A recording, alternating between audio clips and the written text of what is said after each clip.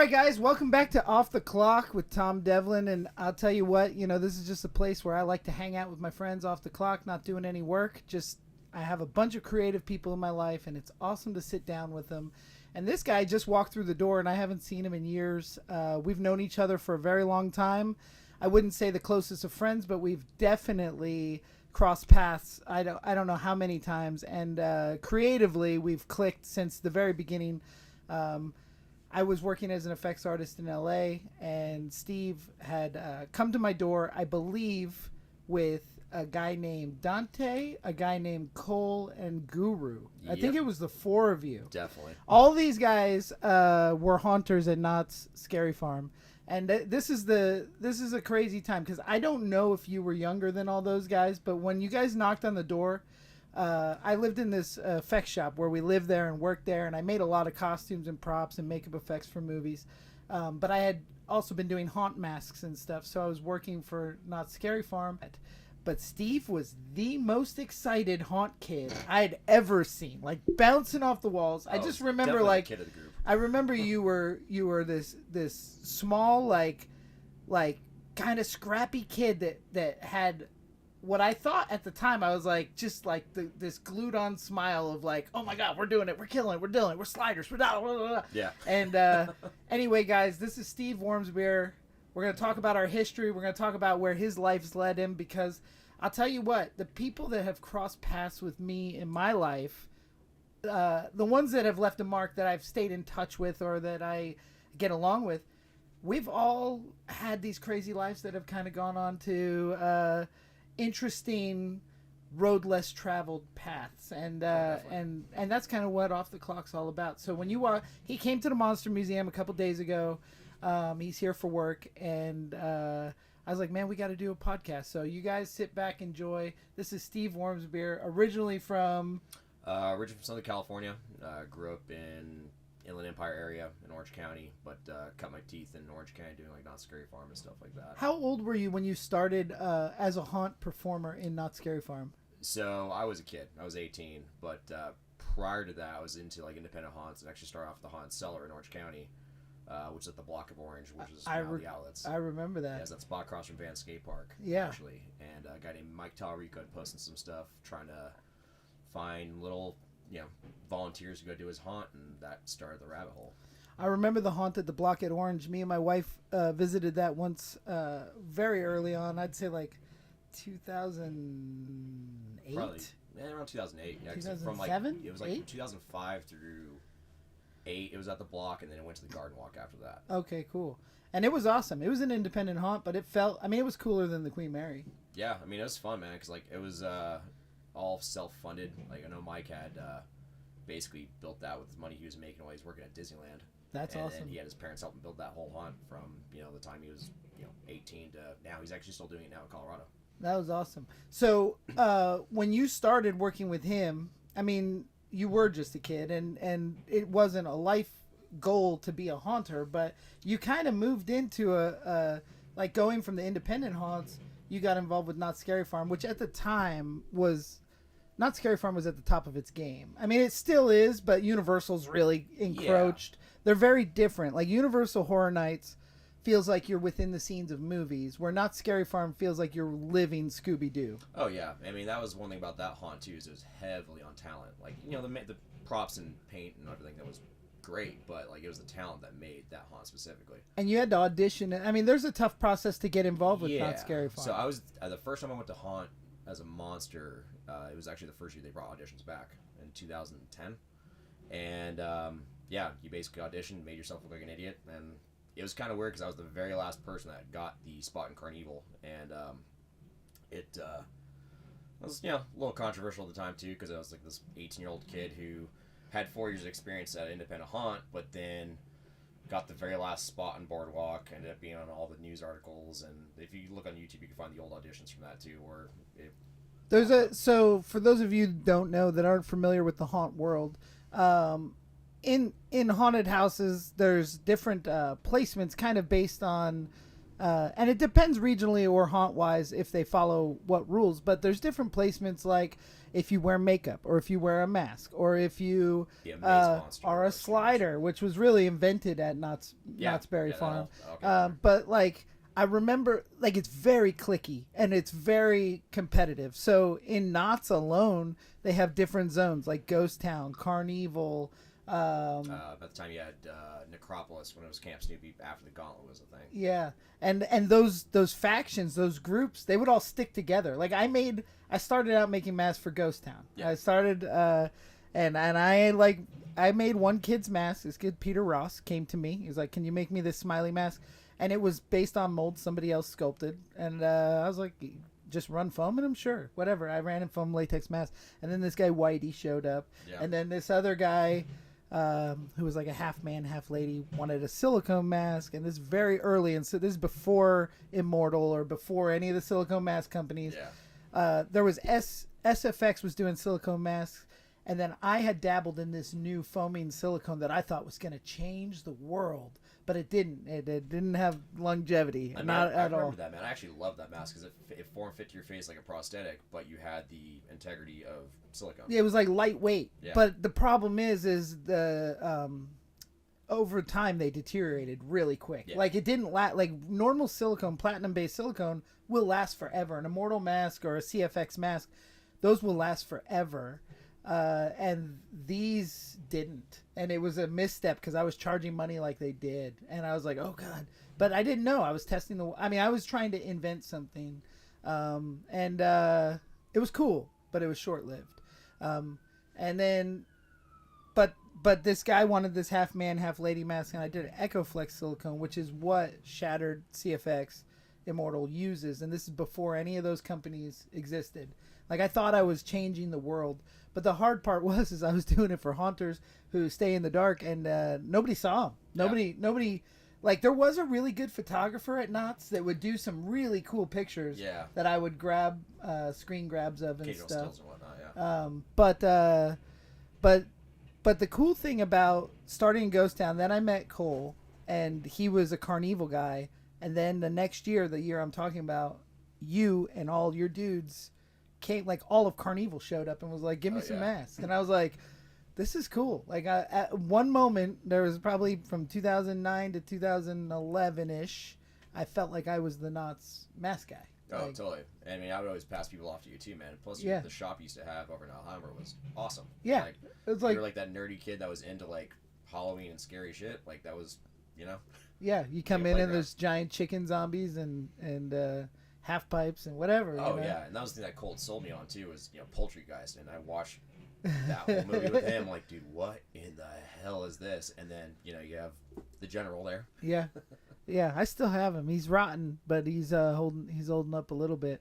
But no, it was really cool. You were young, you were excited. I remember you were like kind of ripped for a little kid, and but I also feel like you keep saying you were 18 and you were a kid. I feel like you guys were younger, but I don't know why. I don't know. Because all of them, I think all of them were in their 20s at least. The Knott's guys or older. Them, yeah, I mean, Guru is a little bit older than me. Ironically, I follow him. We're still friends to this day now. So with Cole, I check in with him every now and then. That's cool.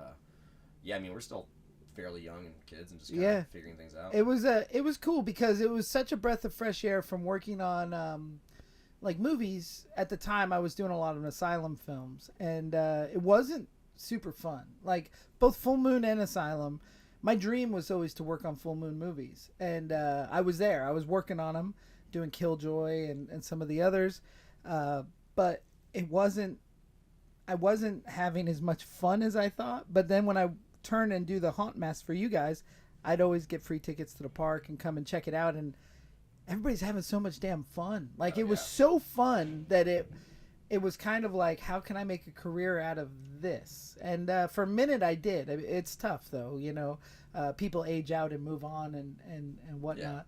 But how many now not only did you get the last spot in Carnival, but you also became a slider like right away. Yeah, so it was kind of where it's like with the Haunted Cellar stuff, I was always going to slider practices as a kid. I mean, like literally as a kid, as 14, 15, 16, and the group of people that I was friends with, we were always just trying to always step it up and just do the next dumbest, crazy thing you come up with. So with that, there was kind of already that established history with a lot of people that were running the certifications and whatnot. So like I was never allowed my first year, because it used to be like you had to do a year on streets before you became a slider, get certified, all that stuff. And at that time, Sliders, for those of you who don't know, is kind of like haunted house freestyle walking. pretty But much. you throw yourself on your hands and knees, you slide around, you spark things, and but you do like freestyle at the same time. Yeah, it was a scare tactic, but then we turned it into, you know, slider shows, doing tricks and jump stuff like that. Yeah. So I had the one weird exception my first year to where I was not allowed to slide to scare, but I was allowed to do the slide shows. So, you know, we're always just trying to one up each other, doing jumps, you know, like eight people, I think was the record we had that year. But you know, or Cole, he would sit on his back legs and do a field goal, and I would jump through his legs and do all kinds of silly shit like that. But yeah, so like that was kind of the weird first exception, and the next year was certified, able to scare, and, you know, use that as part of the scare tactic at the time. Did you ever have any instances where you were like sliding to scare somebody and you just totally took them out? No, actually, not that I can think of, honestly. Like, we were pretty diligent with a lot of that stuff. I mean, you got to throw the brakes on at the last minute. Oh, totally. Yeah. And especially when you're incorporating chainsaws and stuff like that. Like, we would slide with chainsaws. This was the year that, actually, it was one of the last years we had chainsaws, but that's a completely different story. But yeah, you had to be really just diligent on point with, you know, stopping, going, and we were always practicing all year long. So we got really good to the point to where, you know, you had, like, we would throw trash cans at each other just to kind of, you know, get ourselves to, hey, here's a guest that's jumping in front of you. Yeah. Just to kind of have that real world situation type of, you know, thing where you have to have that type of, you know, Reflex. response time. Yeah, the reflex. Now, if you were 18 when you started at Knott's, were you already out of high school? Yeah, so I was just fresh out of high school at that point. Did you know what did you want to do with your life at that point? What were you thinking about doing? So that's kind of the weird thing. I was heavily into haunted houses. I was heavily into music. And I was heavily into cars. I mean, those three things kind of go hand in hand with themselves. But out of high school, I was actually trying to find a way to get on the road with either as a musician or as production. So I tried starting my own like little video production company, filming local metal bands, and like wanting to get like DIY, like, you know, screen printing, photography, film. So I was kind of dabbling back and forth with that, and I did okay with it at the time. And then I said fuck it, and then started working at Knott's as a lifeguard, actually. So that's initially how I started working at Knott's, was the year prior as a lifeguard at Soak City, which then turned into auditioning for Haunt and, you know, kind of getting back into the other things I was enjoying. There's a lot of layers to that story, but so I was kind of in that weird spot where I wanted to do music, or I was like, okay, I want to be a lifeguard and figure things out from there. Got to make some money. Exactly. Yeah. And that's actually when I got into doing Haunt. I was like, okay, well, this is kind of fun. Like, this is the things I was interested in, which then later turned into doing production at Knott's, you know, doing the prop building and carpentry and stuff like that there. And what kind of carpentry and prop building did you get involved with?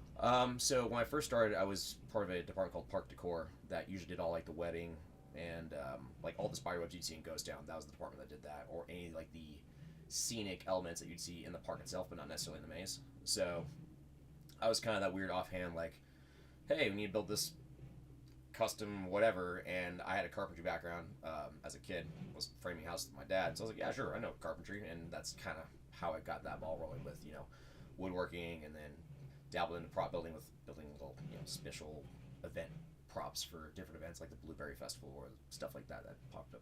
So at this point, you're kind of working at Knott's year round. Yeah, so it transitioned from being a lifeguard into becoming a monster, and then doing like Christmas decorating, and then that then rolled over into you know, the rest of the haunt build as it would be. And then there was a point in time where I transitioned from park decor into lighting and started doing lighting for the mazes. So we do all the special installs for either theme park rides, like when we did the rehab for Mine Ride and Log Ride back in 2012, 13-ish. We did all the rehab for that, where we're installing lights and installing power and stuff like that for that. That's cool that they pull from inside the park rather than just using outside contractors. They do, and they did that for a long time. I think it changed a little bit after I left, but for all of the like entertainment lighting, that was kind of under the jurisdiction of, okay, this is entertainment, we'll pull from that block per se. That's awesome. How long do you think that how many years did you stay at Knott's? So I was from Knott's from 2009 to 2016. Wow. So a good chunk of time. And at that point, there was a guy that I worked with named Mike J, who was Fog One. He was the guy that dealt with all the fog machines at Knott's Scary Farm. So anytime you saw a fog alley, that was his world. And he worked for a mom and pop staging production company out in San Fe Springs, California called Stage Shack. I was like, hey, I just hounded him. I was a punisher. Like, dude, I want to try getting into like concerts and stuff like that. Like, I didn't know like what the title was at the time, but like I want to try getting into that. I just hounded him until he's like, hey, dude, here's a gig coming up. Give it a shot. And so yeah, that kind of started a whole other world of opportunity that I didn't expect, because it was like, okay, this is kind of falling back onto the independent band filming and stuff like that, to where it got back into a different trajectory to what I wanted to do. Yeah. And which turned into doing, lighting at Knott's, but then doing lighting for concerts and stuff like that too. And so when you went to work with Mike, how old do you think you were? Probably 20. Okay. So I was at Knott's as a tech for 2 years at that point. And you hound him to get a job doing some lighting and stuff. And then did you stick with him, or did you like split off onto other gigs? Like where did that go for you? I mean, you helped with the lighting at Knott's and other things. So I was actually working full time at Knott's, pretty much close to like 40 to 50 hour weeks, and then I would go do that on the side. So I would do nights at Knott's, because we do either haunt installs or maze installs, or I think it was at the time we were doing a combination of going from like summer show into October show, to where I would actually do full time there, and then I would go work day shifts at Stage Shack, doing like we would do the like stuff like the San Diego Fairgrounds. So we do days there and I would do nights there, and it was just kind of bouncing between the two of those. Yeah, long days, to say the least. That's great. But I was hungry. I wanted to learn and find out as much as I could about different things. Yeah.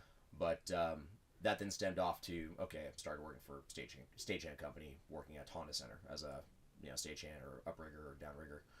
And you kind of start fingering out into different avenues of work, and that's kind of turns into a networking game at that point. Well, it's the same thing like with you. Yeah, it's the same. It's really the same thing in any creative industry. Yeah. It's there's more people that want the job than there ever will be the jobs. Oh yeah. And so you got to be the guy, clearly, that is reliable and available and and affordable. There, those are kind of the three: reliable, available, affordable. And sometimes I wish I wasn't so affordable.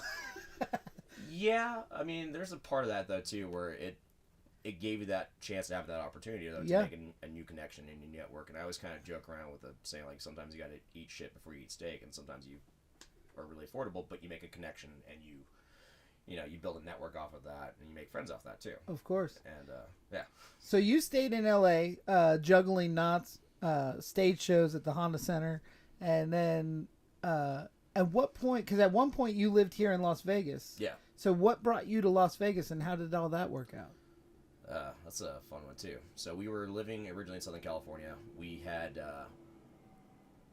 we're kind of contemplating moving at some point, wasn't sure when, and we actually had a landlord that, in short, had hosed us, put the house up on the market, and didn't tell us. So that basically said, hey, let's go move to Vegas. And my wife, that was her first year having a booth at the Renaissance Fair, made a good amount of money, had money in savings, and it gave us that opportunity to be able to kind of, Why would you have chose Las Vegas? Now, you said that you stayed in touch with Guru. He was originally from Las Vegas. Kind of. He lived in Vegas for a bit. He's originally from SoCal. He's originally when I met him, I remember he was commuting from Vegas to Knott's. Like, I was like, who lives in Las Vegas and works at Knott's Berry Farm?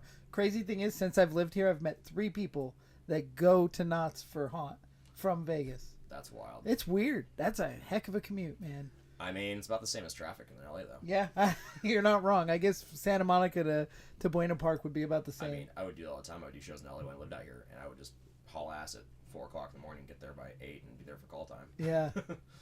But, yeah, so luckily, Shawnee had kicked ass at Fair her first year and gave us a lump sum to go jump ship to Vegas, and she'd always wanted to go out to Vegas. Her best friend actually lives out here, too, so that was kind of like the stepping stone. And I wasn't exactly a fan of moving out here at first, because, I was California raised. I'm like, oh yeah, California's great, yada yada yada. And then once I got out of there. I'm like, You're like, wow. wow, yeah, that opened up my whole worldview, and You can actually afford life elsewhere. yeah, I mean, we bought our first house at that point, and that was like 2017. Oh, okay.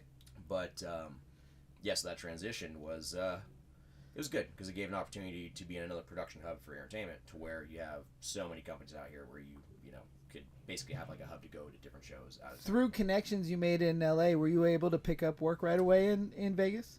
Kind of. So that was the weird thing. So when we moved out here, our second son was born like August, and then a week later we moved out to Vegas like with a fresh newborn. And that time, Shawnee actually had an offer to go do a booth at Northern California Renaissance Fair. So we were moving across state. She was doing a fair in NorCal, fresh, 1 week old at the time, and we were kind of getting our grounds and trying to figure out what we're doing. And in that point in time, a buddy of mine from LA had hit me up to go do a show in San Francisco. It was an Insomniac show called Boo, to go do lighting for this one rig.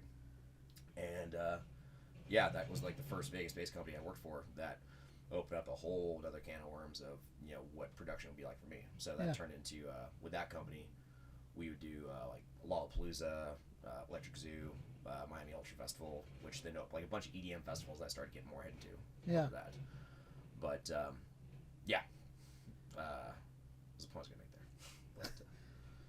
But, well, yeah, networking, work, it all equals something. Yeah, but definitely. But the timeline is pretty crazy, because if you think about it, like 2010, you're a haunt actor. Yeah. By 2017, you're running all over the country lighting stage shows. Yeah, and that was kind of the thing. So like the progression grew really quick. Like as soon as I found out I was having a kid, it was like a motivator of like, hey, I'm either gonna sink or swim. So that actually got me to focus more heavily on to doing the production work, becoming a rigger, becoming a lighting crew chief. Now all of that stuff, like, there's no technical schools for it. There's no, like, you learn all this through apprenticeship and trial and error. Pretty much. But I mean, there are some schools, like you go to college to learn lighting and whatnot. Like I took a very, very short time at Fullerton College with like a theatrical lighting class. And that was like enough for me to like, hey, I took a class in lighting. I went to stage check. Like, I'm a lighting tech, and I didn't know squat. Yeah. And I mean, and also you're in the time of everything changing. Like now DMX is a thing, and there's like all this computer controlled crap. Yeah, 100%. And that's the thing. So like lighting has changed so much over the years too. So yeah, and like the last decade, you know. Yeah. Well, I mean, even then, like we're still doing park hand rigs. So like I think the last wasn't even LED stuff or whatever. No, I mean LED is so much. It's like definitely part of the newer technology now. Now you have IP rated stuff, which is crazy. You can control it all from your phone. And oh yeah.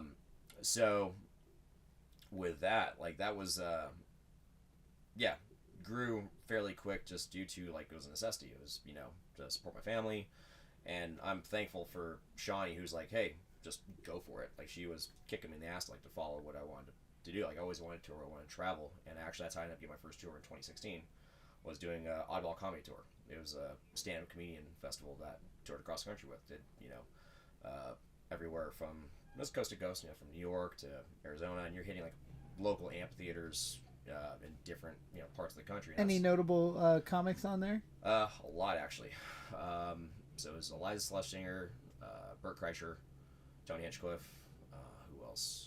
Jim Jeffries. Like it was what a cool experience, dude. It was a juggernaut lineup, and this is like the era of pre-podcasting to where all those guys blew up into their own little world. And it was cool because it was this festival founded by this guy named John Reese, who founded Mayhem Festival back in the day, who had his other entities, and this is one of his tours that he did. And it was like I was happy. It was like I cut my teeth. I finally got on the road. And what's it like on the road? I mean, are you traveling in a bus, or are you hotel to hotel? What is it like? Sometimes it varies. So like with a bus tour, something like that, you're sometimes doing 3 in a row, 2 in a row, 3 in a row. So you're on a bus either with 12 people, it's 12 bunks. If you're lucky, you have a junk bunk where one's open, you stash your stuff in there. But we were kind of spoiled on that one because the routing wasn't too crazy. You had like 2 in a row, you had a couple days off, 2 in a row, a couple days off, to where you kind of recoup from travel, time change, all that stuff. But it was a cool experience. Do you ever get to see the town? Like you're going in and out of cool towns. Do you ever get to go experience? Yeah, definitely. And it depends on like the routing. So like sometimes you'll get a day off in New York, you'll get a day off in middle of BFE, Iowa, but you'll get a chance to go explore and check out, different. Like, I try to go find, like, either local dive bars to get t-shirts from or record shops, just kind of build my little collection doing that. So you do get a chance to kind of go do things. You're not always that lucky, but you do. It does happen. That's cool. But in other cases, too, like with the traveling, you'll do one-offs to where you fly out to a show, and you're there for 3 weeks at a time. So, like, right now, I've been in Vegas for, like, 10, 12 days. So you do get those times where you actually have a longer chunk of time to actually, go do things and enjoy things. But, yeah, it varies. So you were in Vegas in 2017. At what point did you leave, and what led up to that? So we left in 21, and that actually was kind of another fun little transition story there too. We Shawnee had Renaissance Fair booths for a number of years. We traveled doing that, so we do. For those of you guys that don't know, Steve's wife Shawnee is also a really, really talented artist. She makes everything from masks and prosthetics to trinkets and little clocks and weird. I remember, actually, I saved a box of old china for you guys for like 2 years, but I never saw you again. But she'll take like old china and make art out of it and resell. And the stuff is so like authentically decrepit. It's pretty awesome. Well, it's fun about the stuff that she did too, and like that was the other thing with her is like we both had that creative mentality. We're bouncing back and forth, and we're feeding off each other. And she has like creative ADHD, where she's mixed medium artist of like watercolors, painting, sculpting, taxidermy, electroforming, and then you saw some of the stuff on the show too. So that had opened up a lot of different opportunities for traveling. At what point we were actually talking about traveling, doing just fairs. And I believe she went to cinema makeup school. She did. Yeah. I used to teach at cinema makeup school, but after my tenure there, Shawnee attended before I ever knew her. Yeah, and ironically, we met at Knott Scary Farm too. Yeah, that's crazy. Kicked off, but so she had this opportunity to do a pirate fair booth in Hammond, Louisiana, and this is like post 2020, and we're like, screw it, let's go pack up the booth and go do a show in Louisiana, and she's like, okay, love it here. I did too. I mean, it was a change of scenery from Vegas, where it's very dry. And I'm like, okay, I could see living here. And she had found this house on Zillow. And I'm like, oh, okay, it's like this antebellum replica house. And I'm like, yeah, okay, sure, we'll get it. Well, 6 months later, we ended up moving there. That's awesome. Yeah. The only downside I could see about moving to Louisiana is, isn't there like a shit ton of bugs? Lots of bugs. Yeah, I hate bugs, man. Like, I don't mind bugs. I'm not afraid of bugs. I hate being bit, and I hate flying things in my ears. Yeah. Yeah. I mean, you do have that, especially the humidity. Yeah. But like on the property, like we would get orb weavers that are like this big. That's which, cool. They're cool, but they freak my son out. It's like, no! They freak your son out, and your wife's like, we could pin them to these boards and paint theirs. Man, she had this one badass piece. She had this giant Malaysian orb weaver that she had pinned onto it was a human skull replica that we made into a lamp. It was this giant, like, when she had this thing stretched out, it was like 8-10 inches long. We're like, that's in real life. That's an alien. Oh yeah, that's a demon. 100%. And people live there and deal with them all the time. So you're in Louisiana now, and then what? Do you have to start over, or you just have so much road hours now that you've got kind of connections? So at that point, I had built a network from multiple companies over the years. That does it really matter where you live when you live most of your career on the road? At that point, it did, and even now it doesn't. So like I built enough of a network to where basically I could live anywhere at that point, and it was kind of starting to get that way in Vegas too, where I never worked in Vegas when I lived here. I was always either traveling, doing one-off shows here and there, and so having that freedom meant that we could basically live wherever. I just hop in a plane and I go wherever we need to go at that point. And do you have like a booking agent, or do you just depend on the company saying, oh yeah, Steve's great lighting a trellis or whatever? 100%. It's word of mouth and just networking and staying on top of your contacts. Yeah. So I just over the years have built friends with different companies, and you just stay on top of it. So like you shoot out emails like, hey, this block of time is available. If you have anything coming up, you kind of schedule accordingly. But luckily with me, I kind of bounce between multiple departments. So I do lighting, I do structure, I do rigging, and I do stage managing. The structure would be like stage building. Kind of. So like if you ever go to a concert, they have this big, massive structure. They're hanging all of their gear in. I build those. So they're called like self-climbing roof systems, or I play with cranes and I build these big erector set kits essentially. So I kind of have got myself into that loop of people where I could basically rotate from multiple departments throughout the year, and that kept me busy for as long as I've been doing this at this point. Yeah. But makes you versatile, which is good. Yeah. And nobody has ever tried to pigeonhole you as like, no, he builds structures. He doesn't do the lighting controls or whatever. I mean, yes and no, but then I'm pushed back. Like I was always like, I never stayed in my own lane. It was where I always, kind of carved my own path and would make it a point to like, oh, I also do this though too. And I go towards the things I have interest in. Like I always like building big, silly things. And, usually if an opportunity ever came for like something like, oh, this looks big and stupid, like either people run away from it or I'm like, okay, I want to find a way to build this. Yeah. And just the problem solving that comes to that too. Yeah. And then how much time do you have to throw this stuff up and to come down? I recently went to a Jelly Roll concert, and I'm looking at all of the work that they put into this stage. Yeah. That's going to come down as soon as they leave, right? Yeah. I mean, and it kind of varies. So, like, was it an arena? Was it in a stadium? It was in a stadium, yeah. Okay. No, arena. It was in the Raiders, wherever Allegiant is. Okay. So something like that is probably... Well, it varies. So stadium shows are a little bit different, where it does take a little bit longer. Typically, what they'll do is if it's a ground support structure they do there, they'll have a couple days prior to show where they'll build the stage, they'll build the structure, and then production will typically come in 2 or 3 days after that. And so if there's a show going on elsewhere, there's just 2 sets. Sometimes. So sometimes they'll leapfrog rigs and leapfrog structures. So like with a stadium tour, you'll have a company that just does structure itself. So you'll have, let's say you have a show at Raider Stadium, but they have a show at SoFi. Sometimes they'll leapfrog structures between different locations, so that way once lighting and video and audio comes in, they load it out, and then the structure's built for the next one. They just leapfrog to the next one. Yeah. But like something like an arena tour or like an amphitheater, those shows will go in that morning and they'll do the show. They'll come out that night.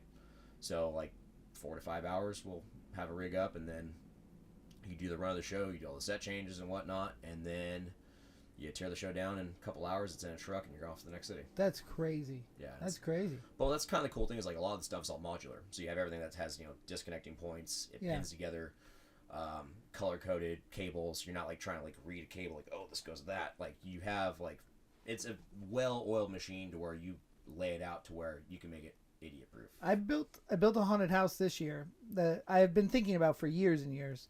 I always wanted to make one that I could break down and take to different conventions. Yeah. And so it's a 20 by 40. It's not huge. It's like the size of 2 trailers. Mm. I made it here at my shop, and I brought it downtown Boulder City and then set it up that morning and tore it down that night. And I'll tell you what, man, it sounded so much easier in my head than it was to do. Even though everything was marked and everything was pre-drilled and it all went together and it was all ready, it was just a massive undertaking for one night. I mean, it was a successful, fun night. Yeah. And we're going to do it again next year. But at that moment, I thought I am legitimately crazy. Now, of course, it was me and like 2 of my friends doing it who weren't familiar with anything I had built. Yeah. Because I built it by myself. So it's one of those things where it's like there was another guy that helped me build it, but he wasn't there to help set it up. And that was a pain. But I just can't imagine. And that whole time I was thinking, people build these stage shows and tear them down. When you see something like, a massive metal show or whatever, or Taylor Swift or whatever it is, you know. Well, that's the thing is like it's training yourself to think modularly or like temporary. You load in for load out. Yeah. You're building what you're building so you can take it later. That was the thing. When I disassembled it in my parking lot, I laid it on the trailer, so all it had to do was come off and it goes right together. Yeah. But when we disassembled it at the location, of course everybody wanted to help then. Mm-hmm. It did not get put back correctly, so I have to take the whole thing out, reorganize it. So at that point, moved to Louisiana, what are some of the favorite acts that you've ever gotten involved with? Man, there's been so many over the years. So like for a good chunk of time, I bounced around for doing like EDM festivals. And are you into EDM?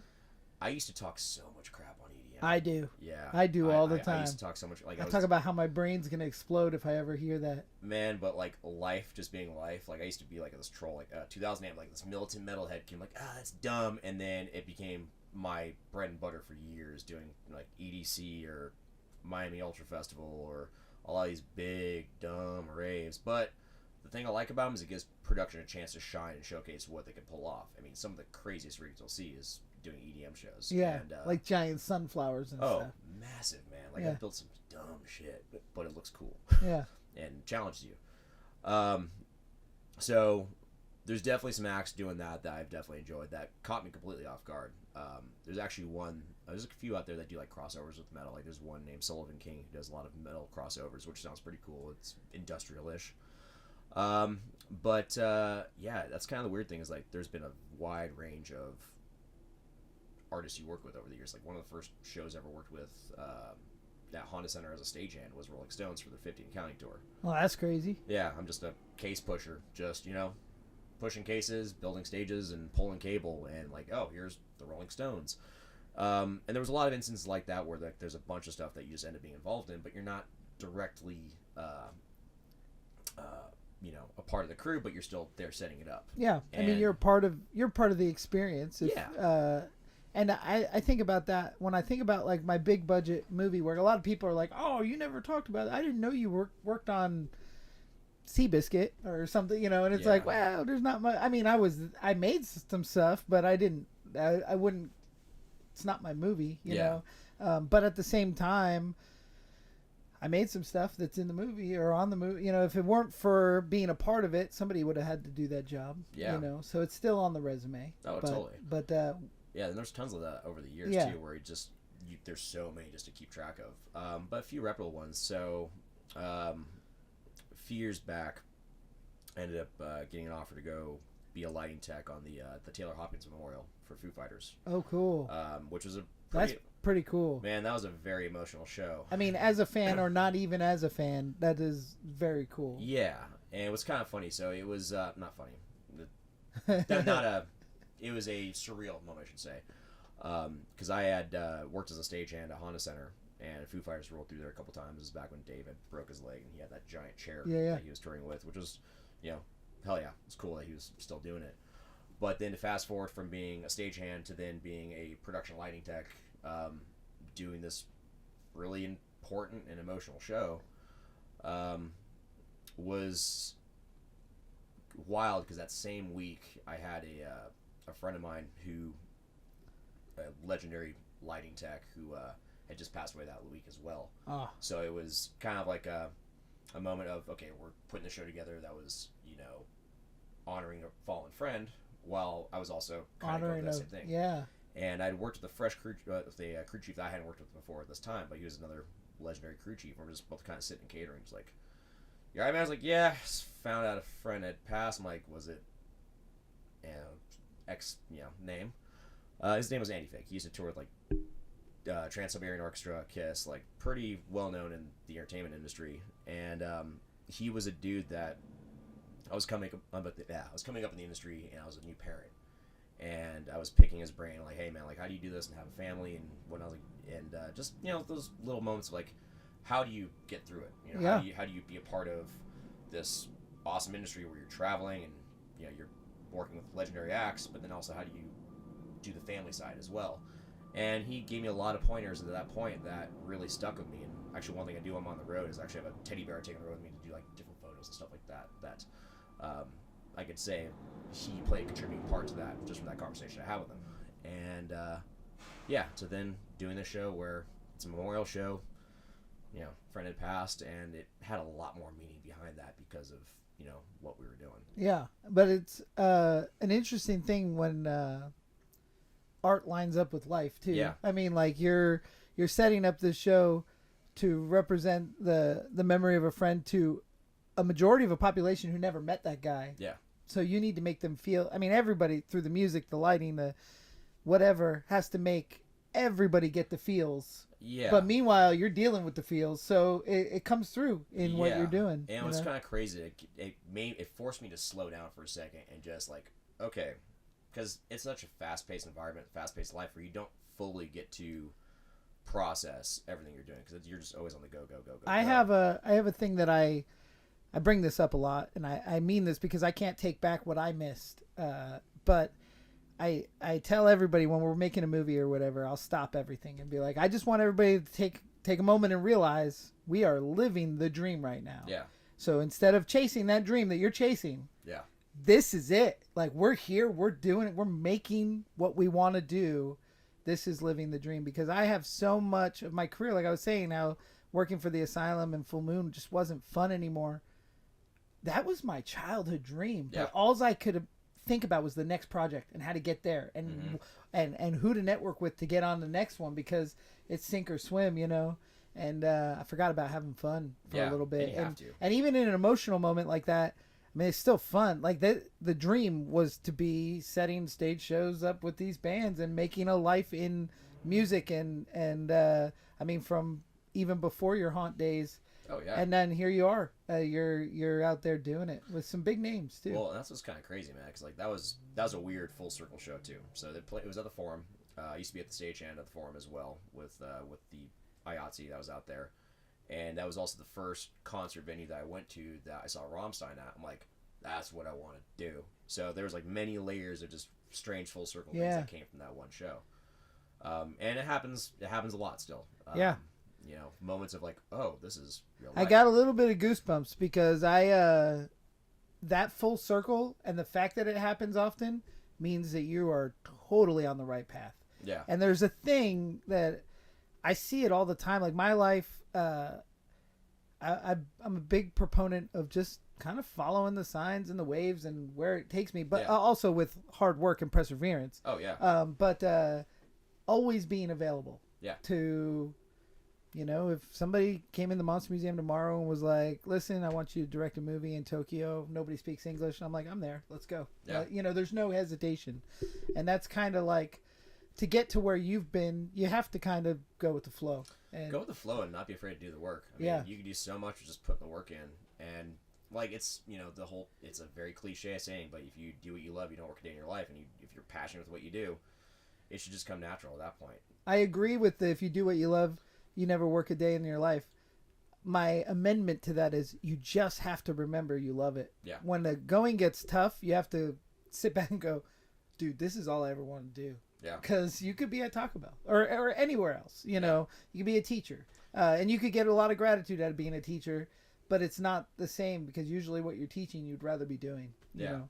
Well, it's like you do the work, or you do what you love, the money will follow too. Sure. Like sometimes, like I agree with that passion, 100%. Oh yeah, like that passion. Sometimes, like you don't realize it's actually something that's lucrative until you just do it so much. You just dive into it, and all of a sudden, like, oh, this is a career now. What the hell? Yeah, that's cool. So that show at the Forum was real important. But is there any other ones that like break your brain? Like, man, if 12-year-old Steve knew right now. 100%. So 3 years ago, I crossed paths with an old buddy of mine at a festival. We were doing this thing. It was Beach Life in Redondo Beach. It's like a mixture of random artists that you have that just, you know, it's an interesting festival just for the lineup they have. And I had a buddy of mine rolling through with a guest lighting package. And what that means is typically for a festival, you have like the house rig, but then you have guest artists that come through with their own gear that they want to incorporate into the house rig. Right. And he had rolled through with a guest lighting package. We caught up, and it was funny because I was in town, I was in California, and we had reconnected and didn't think anything of it, and I flew back home for a week just to kind of balance out the work-home life, and I got a random text message like, hey dude, so I'm in Dallas, and Rob Zombie's LD is trying to find a production rigger and lighting tech. Would you be interested? Yeah, I bounced around because I wasn't trying to tour, because I was trying to focus on doing more family time. And my wife Shawnee is like, dude, you'd smack the hell out of yourself if you didn't take that. And that opened up this crazy rabbit hole of, you know, starting to work for Rob Zombie. And you've worked for Rob Zombie for some time now. 3 years now. 3 years now. Yeah. And what exactly do you do? I mean, what is entailed? You rig the lighting, or I mean? So I started off as a lighting tech and production rigger. And that's cool. Now, first of all, most of us horror fans are big. I mean, that goes deep. I love Rob Zombie, and I've had some amazing moments of my own in my own career with him, but as far as a dude that wants to make metal music his career, Oh yeah. to go to work for Rob Zombie, who's also super fucking particular about what his stage show looks like. Oh yeah. I mean, So that's got to be a little bit like, I mean, when you get past the first weekend or whatever, you must be like, all right, I'm doing something right. You I know? mean, and that was the thing, man. It's like that, and definitely in particular, and that actually had to kind of break what I had known to a certain degree with production of like just being on top of attention to detail, to where it rewrote my brain with that type of stuff as well. And it's kind of funny, like not to fall back on like the how that happened. When I got the call for that job, I'm kayaking with my family and the kids in Bogfalaya in Louisiana, and the crew chief calls me up. He's like, "Hey man," he's like, and this guy's awesome. He's like, "You live in Covington, Louisiana?" I'm like, "Yeah." He's like, "Oh, I'm from New Orleans," and that's like that weird connection of things that you didn't expect that would happen, and that started a whole like kind of a, okay, here's a comfort zone. Like here you have that relation to have a conversation, and it's like, yeah, just kayaking like with the Gators. I'm like, yeah, and then having this conversation about, oh, here's the job, here's the gig. There's a point I was gonna go with that. In that conversation, does he say like, "This is what we need, this is what we pay, and this is how long you're gone"? Yeah. So with that, it's like, hey, what's your skill set? I was like, well, so I had this background of rigging and lighting. Everything. Yeah, pretty much. What's your skill set? Nah, I'm Yeah. good. I'm a Swiss Army knife of a tech, and at that point, like it was a bit of a moment of where like imposter syndrome, where you're like, yeah, I'm this and that, but it's when you're given that opportunity, you're like, but I'm better with showing how my work ethic is. Right. And I was like, yeah, I do this, I do that. I'll do all the paperwork and I'll send it your way. And that kind of like broke that ice of the conversation, to where, you know, you get some comfort. Like, okay. Was there any, did you feel at that time like this might be a long weekend or this might be a year? You get a timeline for that. Yeah. So like you'd be like, hey, the run is 5 weeks in this block of time. But there's no trial. Like you're like, I'm good, and they're like, you're on for 5 weeks. I mean, usually you get a block of time of like what a run usually typically goes Yeah, through. yeah. But there's also all the pre-production that comes behind that too. You're doing paperwork, you're doing, you know, load calculations, you're doing spreadsheets for gear pulls and stuff like that. So there's all like the back end work you have to do too, to where that kind of got me to show like, hey, here's what I know. Yeah. So they can feel out whether or not you're a faker by then. Yeah, and half it's a conversation. Yeah. And as the LD had told me too, like the gig is, it's 60% gig, it's 40% hang. Like if you have to, or the other way around, it's 40% gig, 60% hang of how you interact with people, and just, you know, also have fun with it too, man. But yeah, I guess falling back on that, yeah, it was definitely a surreal moment of like, hey, 18-year-old me would be slapping himself on the side of the head like, dude, you're doing what you want to do. And the path was completely different than expected. And too. you said Shawnee kind of pushed you to do it because you were kind of like putting the brakes on, but how much in your head were you putting the brakes on, or I told myself after a period of time, like, I didn't want to tour. I wanted to just, you know, focus on being home with family and, you know, just curate that part of life. And I'm super thankful that she was like, no, like, this is what you want to do. Yeah. Like, go for it. And having someone that supports you with your dreams and your, you know, ambitions, and like we've done that for each other over the years so many times with so many different projects, but like it goes a long way of having that support system to have people that want to see you succeed with what you do. Yeah. So when you go there, you're designing lights, and like we said, Rob's pretty particular about what things look like. Does he give your team an idea of like, this is how it needs to go, or do you guys have to present him with an idea? So typically how that goes with any artist or any act, there's usually a creative team that deals with that. So in particular with this run, you have the creative team that does the design work of, okay, he wants these video walls, he wants to run this content, and that's specifically that part of the crew. So that would be the lighting designer, that'd be the video director, and with that firm, they then delegate that information to the department heads. So it is such a thankless job what you do, because I'll tell you what, like in the film industry, there is such egotistical maniacs that get myself included, that get so upset when they miss your name or misspell your name in those credits that run for 7 hours. But you guys don't get credits. Like, there's no credits that roll at the end of a concert that's like all of these jobs that has made the roles, everybody that just made your evening that you paid Ticketmaster $300 for. You don't get to know who they are. You'll never know who these guys are, who also put their life at risk hanging from rails, putting things together. I mean, it's kind of insane. It is how behind the curtain you guys are. Oh, and 100%. Coming from the film industry, like, we have the same jobs. We have grips, electric, riggers. We have stuntmen. We have effects guys and whatever. But we all get our name on the thing. Yeah. And you guys, it should be on the back of the ticket. They should have everybody's name. Yeah. You know? The only time you see that lineup is on the tour book where it has, this person's in that role, that person's in that role, and that's just a call to make sure that they show up on time. Yeah. But the fans will never know. Like, you truly are, you come out of the shadows. You're like ninjas. Yeah. Yeah. 100%, especially with set change and all the things that go on there. But yeah, it's kind of nutty, man. So like you have the creative team that designs everything, and then they pass that information off to, say, the production team that actually builds it. So they'd be the lighting crew chief, that'd be the rigger, myself. Like, my typical role is I deal with getting everything hung in the air, and you have to kind of play it by ear depending on the venues. Like, every venue's different where you can hang certain things. Like, no two buildings are the same, so you have to work with local crews and see where you can hang particular things and how you can fit things in tighter rooms, because sometimes you'll be in an arena, and sometimes you'll be in a shoebox where you're like, how are we going to make this fit? Yeah. And but that's where it comes back to attention to detail. You still have to make the rig look the same every single day, because everyone has to get the same experience every single day. There's no shortcuts with that. So that, with that attention to detail, it taught me a lot. Like, okay, you just have to be more on top of how you lay things out, and we're dealing with scenic elements, we're dealing with costume changes and whatnot. Like, there's a lot of things that go into play with that too. But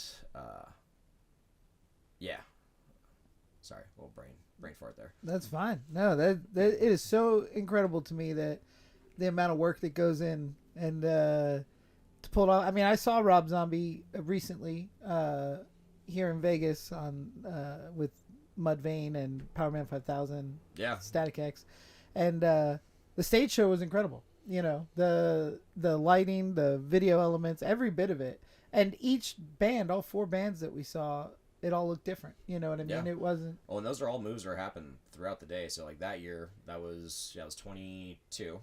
Yeah, it was Static X, Mudvayne, and Powerman 5000. Powerman 5000 on that one, and everyone had their own scenic elements. They had their own. They all sounded different too. That was a crazy thing. Like, I felt like Power Man was way down volume wise compared to Zombie. Well, and that varies because like every band has their own front house engineer that mixes everything that they're doing. So like Rob has his own front house engineer, Mudvayne, Power Man. Like there's usually they have their own specific crew that's towards their stuff. Same thing with like lighting designers. Like every act usually has their own LD that will then make the lights look what they their want way them to look like, because they paint also, their picture. Well, and they know the cues, they know the tempo, they know like what's going to come up next based off of that.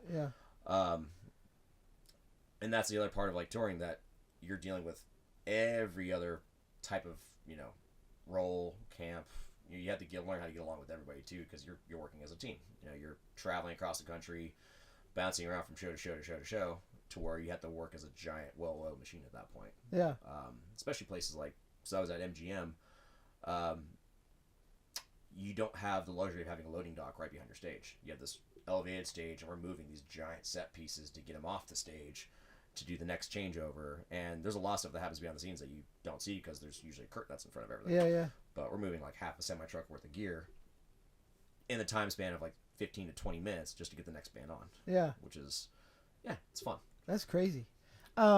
After the 5-week run, the initial run, what happened from there that kept you around? I mean, how did it all go? Honestly, I had a blast with the crew. I mean, made friends that I would consider lifelong friends from that, and there was a hunger to move up in roles and take more responsibilities, and it's one of those things where like I could see stick around doing this for however long the opportunity arises. So, yeah, so we do the 5-week run, and you check in. You check in with production managers and. Who was Rob touring with on that first 5 weeks? Was that him and Alice? No, that was it was. Or Manson? It was for that time I was with them. It was Mudvayne, Power Man, and then Static X. Okay. But then the next year was was the first 5-week one. Yeah, that was the first time I was with them. Cool. And then the second run was Alice Cooper, Ministry and Filter. Okay. Very cool. Which was fun with that because we did the same lineup back to back, hit different cities. Yeah. But as time went on, took on the role again as lighting tech and rigger. The second year was with them, and I was always hands on. Like I was jumping with other departments just to kind of get things rolling. Just either between set changes or helping carpentry out with getting costume changes going. So I was always just dealing with having things move forward as far as multitasking. Well, like with delegating tasks and delegating labor and stagehands, and found myself in more of a leadership role than basically rose to an occasion where I was like, okay, like I getting more hands on with multiple departments to where maybe next year try stepping up and moving on with that. And then the opportunity for stage manager came up the following year, and that's how that all basically. And does that opportunity come up because somebody left, or I mean, how does that happen? Like, I mean, people have different schedules. Yeah, so they might have gone on a tour with somebody else or something. So like the stage manager from the first year was with Rob, really good friend of mine. He was doing a bunch of stuff for Insomniac. He had an opportunity for another act that took him out for a much longer run, so he went and did that. And then same thing for the next one, and is happy to be my place in line. That worked out the way that That's cool. I mean, do you have to apply and go through HR, or is it just like, no, it was, hey, I'll be your guy? I got a text message like, hey man, you want to do this? I'm like, yeah, I'm in. That's awesome. Yeah, and it was fun because like you have to learn how to kind of wrangle the cats of other departments, but you're also dealing with local labor, and you're dealing with local venue promoters and timelines, and just you have, it's a lot more responsibility, but it was it felt like it was not a shoe-in, but like it was where I wanted to be. Right. And kind of all those things from your life have led there, from doing the carpentry with your dad, being involved with Knotts, from lighting to set building to haunt, acting and performing. I mean, you see all sides of it, the costumes and everything. And then all the experience you had as a stagehand or a lighting expert, you've then been able to take all of these experiences and be like, I'll be in charge of all of you. Well, and that was a thing I always made a point to. Like, I wanted to learn as much as I possibly could, so I would dabble into video, I would dabble into lighting, I would dabble into audio, or as a camera operator, so I could have an understanding of what other departments needed to go through, and then how you could kind of wrangle and organize accordingly. And that was kind of the cool thing about being a rigger, is that you have the chance to, you deal with every department. You deal with lighting, you deal with audio, you deal with video, of how they can hang their stuff, where you have different cable breaks or whatever it may be, and you have to think big picture, not just your singular department, right? Which ended up working well within stage managing, because you're thinking of every department. It's not a singular thing. You have to look at the giant picture, which falls back into the attention to detail of like, hey, this has to be the same experience for every show, and you also have to care about that customer getting the same experience, because sometimes, I mean, I can only imagine that a band rolls into a town, everybody had a big party night the night before, and it's like, we're in the middle of nowhere, Indiana, nobody's gonna mind. But you have to give Indiana as big of an experience as you give LA or New York. Oh, totally. And you work as hard as you can to make it happen. Yeah. And sometimes you deal with some crazy curveballs, man. Yeah. So what's some of the craziest? So first year I was with this run, we had we did rehearsals in St. Louis, and we had our next show in Indiana. Not too long of a run, about a 6-hour run, but we had typically like your loading show out. I actually remember when you guys played in Indianapolis, in Indiana, with that run, because a guy texts me, hey, do you know where Kane Hodder is? And I was like, he's at the Rob Zombie show. He's like, yes, but he told me I could come with him. And I was like, I'm not going to give you his phone number. That's funny. And that's funny because I know that day. Yeah. So now I have context for your I have context for your story. Noblesville, Indiana. Oh, So, that's. Yep. And there was a Days of the Dead happening the same time. There was a horror convention There happening the was. exact same I time. do remember that. Because that's why Kane was there, and that's why a bunch of the horror guys were there. Yeah, so that was a fun one, man. We went from St. Louis, Missouri to Indiana. Not a long drive. And you got to figure, a lot of these shows, you do the show, you load out, you go to the next town. So that was our first, when you do rehearsals, you're kind of prepping, getting gear figured out, and you're trying to like refine everything so that way you could actually properly tour and take it and rebuild it over and over and over again. So we wrapped up rehearsals, got the truck packed, and we leave at like 2 o'clock in the morning to get there by 8 a.m. and we're running a little bit late already. I'm like, okay, what's going on here? And I get a text message from the stage manager. Hey man, so the rigging truck's having some issues. How do I already know this story? There was a post about it. Yeah. Yeah. So rigging truck's rear axle's having some issues. It's not going to be there. So the production manager, like a McDonald's order, like my crew chief would say, is like, man, like you had this package order like a McDonald's, or I was there by 10:30. I'm like, he had ordered a rigging package to get to the venue there by 10:30, so we could still hang everything. Now, to kind of have context, we have 9 semi trucks of gear. You have a lighting truck, you have a rigging truck. That's crazy. Set truck, audio, all that jazz. And the truck that showed up was luckily our truss truck, which has all the lighting gear in it, has all of our cable bridges and whatnot. But the rigging truck was also the control truck, which had our dimmer racks, our cable, our consoles, our network switches. Everything that's control from front of house to back house that controls the entire lighting rig was also on that truck. And we didn't realize that until like, hey, well, we got motors here to hang this. We got the truss flown. We kind of need the other parts too. Shit. So it's a back and forth. We're trying to figure out, okay, what can we do? Yada yada yada. We're still trying to figure out when that truck was going to get there, and you're exploring every options of like whatever else you need to up the higher chain as far as like, okay, where do we go from here to make the proper decisions? And so we push forward. Like, okay, truck's gonna get here at this time, so we'll just move on and we'll hope for the best.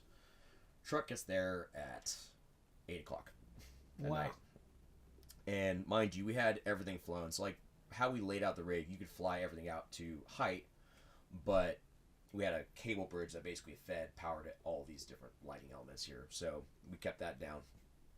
So get the truck dump in like 15 minutes, get all the gear pushed out to dimmer world, got everything hooked up, and we were show ready by 9 o'clock. That's crazy. And did this Hail Mary load in where we did a split set of we cut the first 2 acts, but then we had Mudvayne and Rob do a set, and then it was cool. Like whoever was at the show definitely got a one of a kind set, because then they had the singer from Static X jumping out, singing with Rob. I think it was they did a Ramones song, I believe. That's cool. And then Spider came out, I think, did a song with them too, and just it was a very, very unique set. But we pulled this Hail Mary load in of a time that like, oh fuck, how are we gonna do this?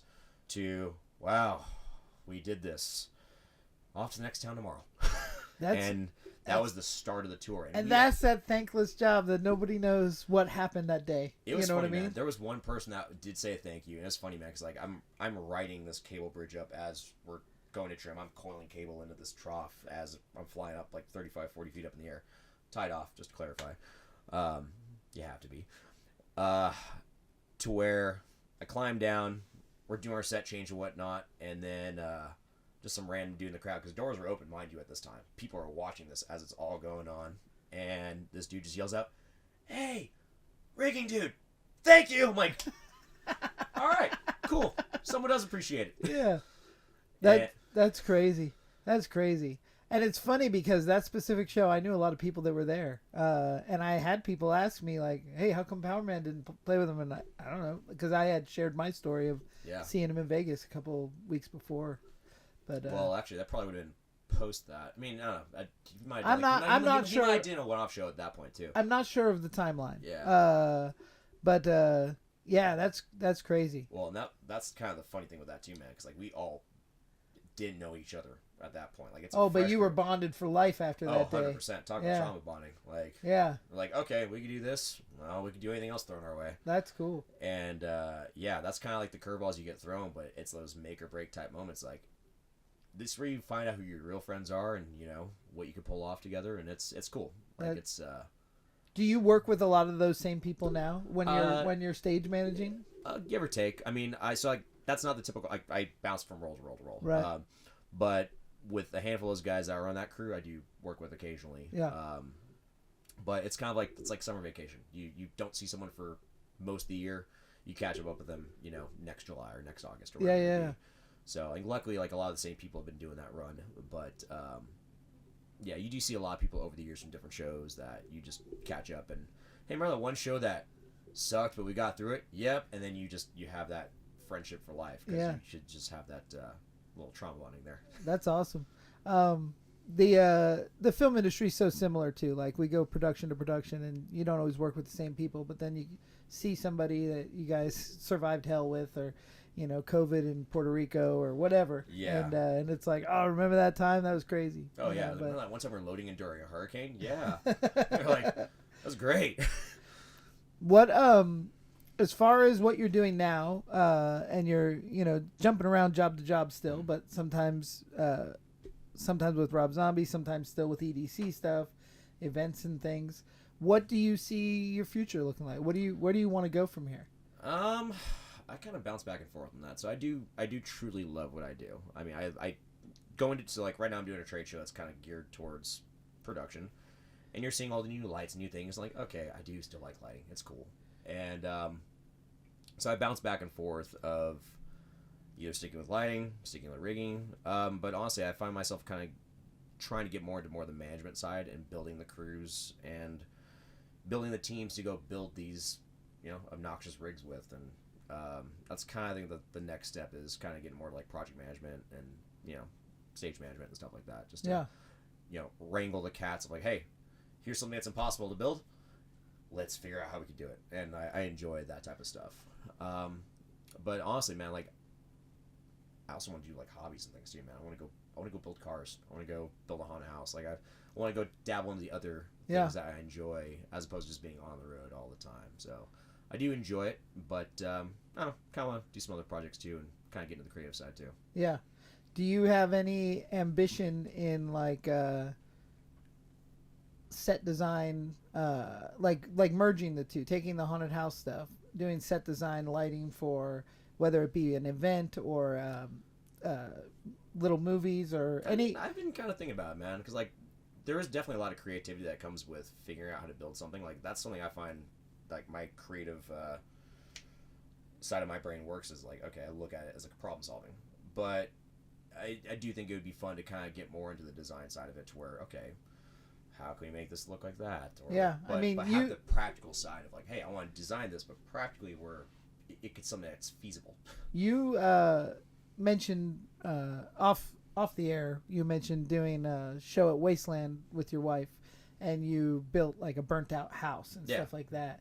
Now that to me is like super artistic, but also super technical. And functional. You made it so you could break it down and put it up and all that stuff.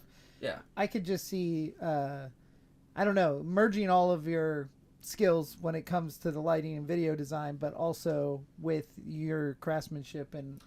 Totally, and that's I agree to that. It's kind of the perfect basis to build a haunt or to be a art department in film, because there's so much stuff that you just need to be able to throw up and take down and well, it was like that was something that like that particular booth too was actually a skill that I think I picked up from my dad.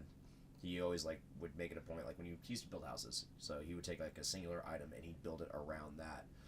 In this particular case, it was this old chandelier that we had for years that Shawnee was like, I want to hang bone tails and different things off the chandelier, and I built that booth around this chandelier, this little burnt down, you know, post-apocalyptic house with old cargo parachutes as its roof and a whole backyard camping area that came off of a Harbor Freight trailer. That's cool. Yeah. That's very cool. Well, I think that your story is so interesting, going from knowing you as a young guy who just seemed so excited about life to knowing you now as this mature kind of dude that has worked his ass off but has had fun the whole time. I'm always so stoked to see the people around me kind of doing what I do, which is just like never growing up, never giving in. Man, it's awesome to see where you've come from too. Like as far as like the years of transitional periods of careers and whatnot. I mean, and the fact that you opened up your shop too for this punk kid to go, hey, I want a mask and go be a monster. No, it was cool. Those were some of the highlights of the end of my era in LA because, like I said, I started chasing my dream when I was really young, like a high school dropout, moved to LA, got a job working on movies, but I lost the dream somewhere in there, and it was the haunted house world that kind of re-sparked my interest. I started doing well at Trans World, then I met you guys at Knott's and other haunted attractions throughout Southern California, and then I ended up making like a bunch of stuff for all the Cedar Fair parks, and then all the several of the Six Flags parks, like 9 of them, and it was a great run. I had a great run, and it re-infused how fun monster art was for me. And then, I mean, without any of that, it wouldn't have,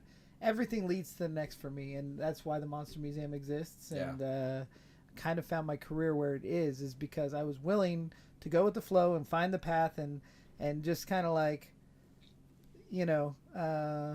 edit my personal journey, I guess. And I think that's important. Oh, definitely. Yeah. I mean, the fact that you stayed at it too. I mean, you just kept. Yeah, I don't got anything else. I never. Well, it's funny because I used to say, "Oh, I'm just a makeup guy. I'm just a makeup guy." What I didn't know is I'm not just a makeup guy. I'm just a creative dude that needed an outlet, and I found that I can pretty much make anything. Yeah. And I enjoy making stuff. I don't know. Not getting pigeonholed to a specific title. Right. Like you just kept going and going from that. And I actually have a meeting after this podcast with a young lady who I taught years ago when I first moved to Vegas. And she just wants to know, like, she's got this, she's hit a brick wall where she makes stuff, but she doesn't know how to make a career out of it. And she's very talented. And I'm going to try to point her in the right direction. But it's tough. You just got to hit the pavement and do what comes and not. I mean, I always say you have to be available, you have to be affordable, and you have to be eager to do it. Oh, completely. And just don't lose sight of that dream too, man. Yeah. Like I didn't realize that. Hey, 18-year-old me was onto something. Right. Same thing with you, I'm sure. Like you're passionate about your, either making monsters or mask all making and paint. Like sticking to the passions that you love eventually turns into a career. Yeah. A career. I mean, you're on the road with Rob Zombie, and I'm making monsters for my own, like a weird ass business that popped up in the middle of the desert. You know what I mean? It's bizarre, but it works, and it's I think it's kind of like Field of Dreams. If you build it, they will come. 100%. And if you're going there. As far as like workload goes for you, you're doing a convention right now, but if somebody like Zombie or another big artist called, are you ready to go back out on the road and just keep going, or? It depends. So I have like a schedule that kind of blocks around certain parts of the year. So like January, February is kind of like my corporate time. Like I'll go do corporate trade shows and stuff like that. So I do one show in Arizona every year where we build a stage in the middle of the 16th hole at TPC Scottsdale before the Phoenix Open. So that's kind of I block the year for certain times. Like so I try to stick with touring towards like summertime, but usually I do a lot of festivals. Yeah. So, but like if things were to pop up, like I'm always entertaining. If it fits in the schedule or if it lines up with a kid's birthday. Like I have a strict rule where I won't work on either of my son's birthdays. That's awesome. And been pretty good about that. All except for one, and they were supposed to be at the Vegas show actually, but timing didn't work out. They had to fly back around that time. Yeah. But, so I base a lot of things off of family time too. That's awesome. And I have a similar thing with that. Like, I got 2 little kids and about the same ages, and I remember we reconnected. We were at a haunt show in Southern California, Haunt X at the fairgrounds, and our kids hit it off and were running around like maniacs. I was like, this is crazy. But and that was a weird random show for me because I don't do a lot of haunt shows anymore, but I would like to get back to it. I would Yeah. like to get back to the haunt show. I want to make some stuff. Maybe even just 1 year, make some stuff and get out there and show it off and sell it or something. I don't know. Yeah. Oh, definitely. I mean, the fact that you've integrated your kids into all this stuff too is fun, and that's They don't care though. They someday I hope they appreciate it. yeah. Someday. At least you give them the tools to like come up with their own path and have fun with it too. Yeah. And I think that's a huge part of it. Like with any passion you have is integrating your family into so many things as possible. Actually, one thing I want to show you too is a little buddy of mine, Roadie Bear. So one thing I do on the road is I take this guy on the road with me. Do different pictures, different places, and it's actually a old friend of mine from Knott Scary Farm who makes all these. Oh, really? Yeah, it's her little Cuddles Bear. That's cool. That's cool. So over the years, I've had pictures from God everywhere I've been to ever since I started traveling doing this. That I try to, have him be a little photo op. So he's in the zombie sign. He's in all the different props and things from over the years. That's awesome. And your kids get a kick out of him traveling with you. Yeah. So like they have a larger version of them at home too. So that way the symbolism behind that is like I got them on the road with me, and they have a bigger version of him at home to represent me being home. That's too. awesome, man. That's awesome. Well, That's a little roadie. I appreciate the heck out of you taking the time out of your day. I know you got to go break down some sets, but Man, it's great catching up though, dude. yeah. Like, I mean, like once a decade, we'll run into each other, and it'll. let's make it a little bit. We should make it more that. frequent. I would love to come out to Louisiana. The photos of your house are incredible, and the area. I just want to see the area. I love the swamp. I love Definitely. gators. Hey, it'd be a fun film spot. Yeah, it would be a great place to make a movie, and I'm thinking that we should come up with something for that. Or just come hang, get some good food too. Yeah, I mean, the thing is my travels bring me everywhere, but I've never really gotten to Louisiana, which is crazy because there's a huge film industry there too. But it's just I've never been afforded the opportunity. But maybe we'll go out there and make our own movie and do some fun swamp stuff. I think that could be good. Great food, great people, and man, it's a lot of greenery. That's awesome. That's awesome. Well, Steve Warmbier, thanks for coming. Dude, thanks for being on the show, and all you guys, when you're out there watching concerts, whoever it might be, I don't care if it's Kiss, Rob Zombie, Taylor Swift, doesn't matter. Somebody did all that shit. Somebody did that shit that morning, and then they tore it down and went to the next stop. And they did it again and again and again. All right, thanks. Oh, dude, thank you so much, man. It's a Yeah, pleasure. yeah.